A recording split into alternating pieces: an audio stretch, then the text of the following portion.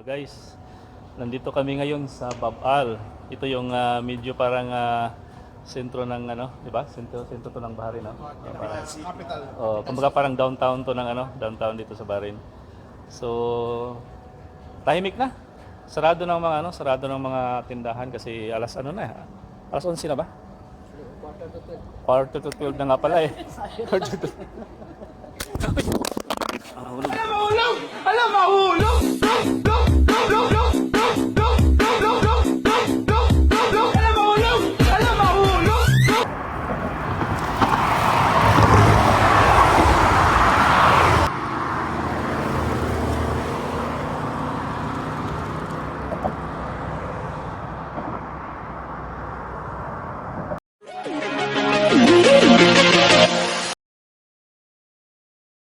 Guys, good evening.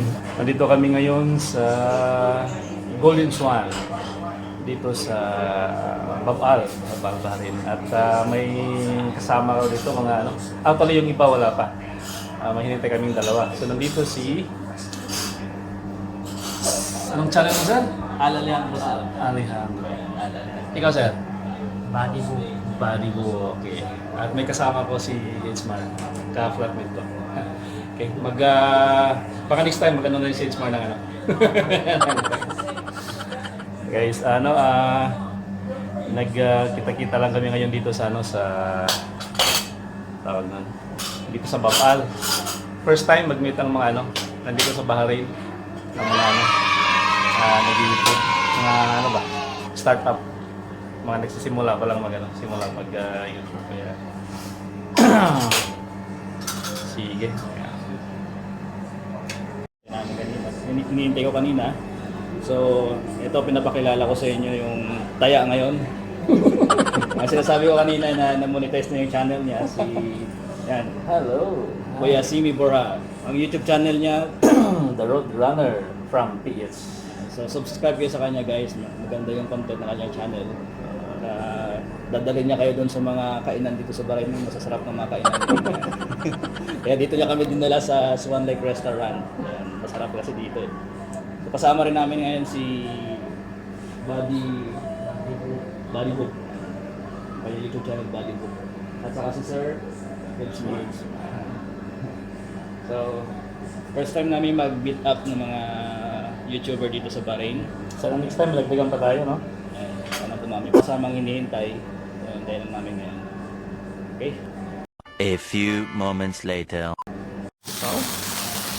Interviewin kita sir. Ha?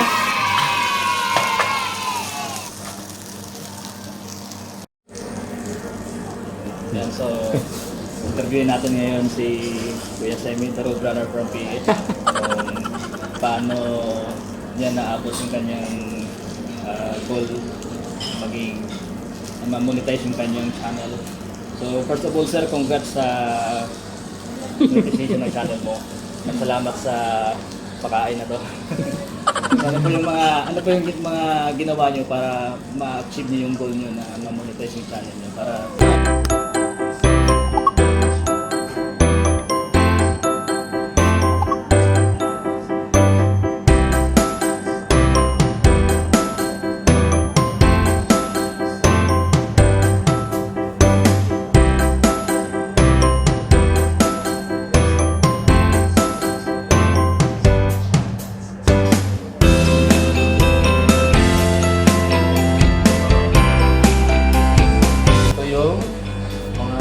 startup YouTubers dito sa Bahrain.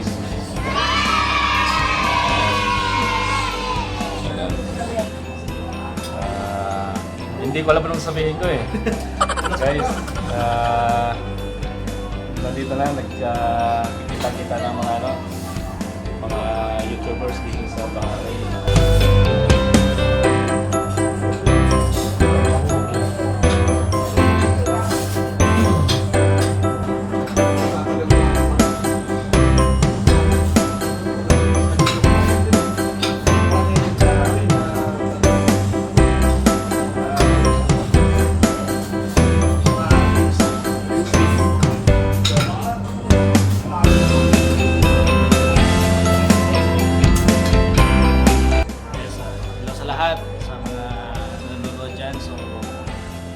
lang kayo sa channel ko, Al Alejandro.